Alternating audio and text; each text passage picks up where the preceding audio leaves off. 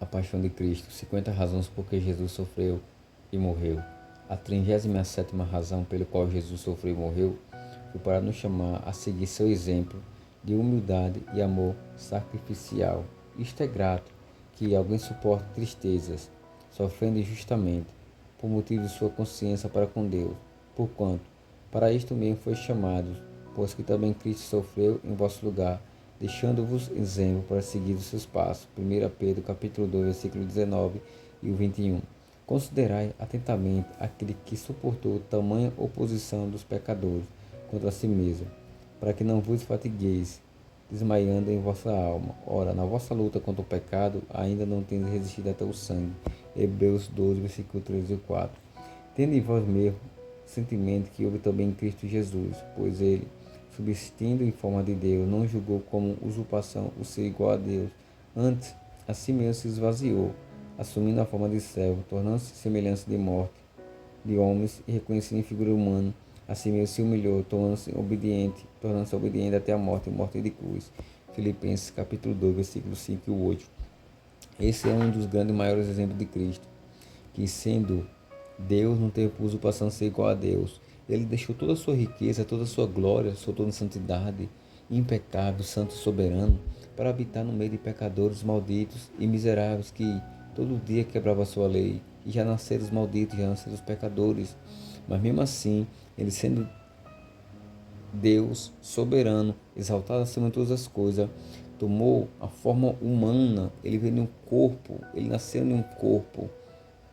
Ele veio humildemente para mostrar sua graça e o seu amor para com os pecadores, nos ensinando que nós não devemos ser hipócritas ou criar uma falsa piedade, mas seguir o mesmo exemplo dele e amando um aos outros, sendo humilde do coração e não sendo um fariseu, se achado nele não tendo justiça própria, que procede de lei, senão a que é mediante a fé em Cristo, a justiça que procede de Deus, baseada na fé, para conhecer e o poder da sua ressurreição e a comunhão dos seus sofrimentos, conformando-me com ele na sua morte. Filipenses 2, capítulo 3, versículo 9 e 10.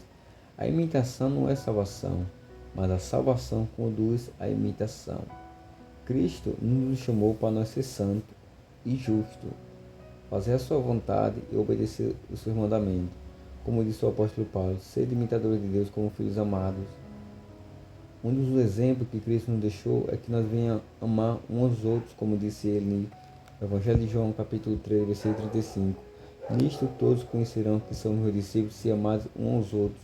O mundo só vai, boa parte dele, vir para Cristo se eles veem a igreja, a marca de Cristo na igreja, que é o amor que corrige, o amor que exorta, não um amor que aceita tudo o que é errado, porque o amor não se alegra na injustiça, mas se alegra com a verdade, com a justiça. Cristo não nos é dado primeiramente como modelo, mas como Salvador. Cristo é o nosso Salvador. Ele veio para isso, para nos salvar. Ele não veio como um artista, como muitos pregam aí, mas ele veio como um Salvador, como redenção, se fazendo homem para ser o Cordeiro de Deus, para que venha ser o sacrifício pelos nossos pecados.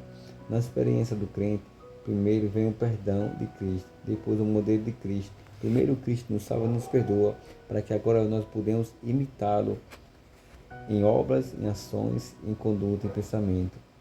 Na própria experiência de Cristo, ele acontece juntos. O mesmo sofrimento que perdoa nossos pecados providencia nosso modelo de amor. Na verdade, só quando experimentamos o perdão de Cristo é que ele se torna um padrão para nós. Isso soa estranho porque seus sofrimentos foram singulares, não podem ser imitados. Ninguém, a não ser o Filho de Deus, pode sofrer por nós, do modo como Cristo sofreu. Ele carregou sobre si nosso pecado de forma impossível de outro imitar. Ele foi sofredor substituto. Jamais o imitaremos nisso. O sofrimento vicário divino pelos pecadores é impossível de ser imitado. Só Cristo poderia morrer naquela cruz ali para salvar a raça humana e sofrer a ira de Deus e justificar nós diante do trono de Deus e nos salvar.